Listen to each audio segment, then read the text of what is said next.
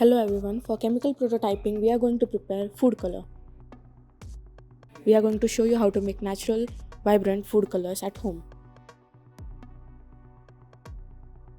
The ingredients that we have used are beetroot for reddish pink color, spinach for dark green color, and also we can use turmeric for yellow color.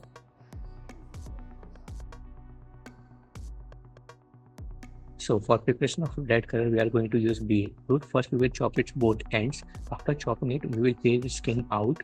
And after peeling the skin, we will cut it into small pieces, slicing it thinly. And after slicing, we will put it into the grinder.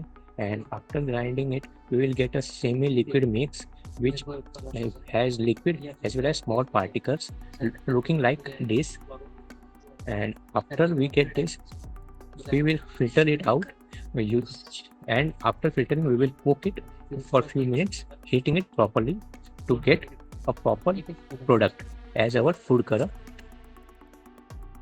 After cooking, it will look like this, and it is the final product. For making green color, we will use spinach. First we will take spinach and cut it into small pieces. After cutting it, we will grind it into mixer and we'll extract the juice from it. And after extracting, we will dry it, and after drying it will look like this. And now we just have to scrap it out and we will get the powder from of our green color dye. Now our food color is ready. After extracting the powder, we can use it like a food color. Now on the left side you can see we have extracted the color from beetroot, and on the right hand side you can see there is an image of a food color which have been collected from the spinach.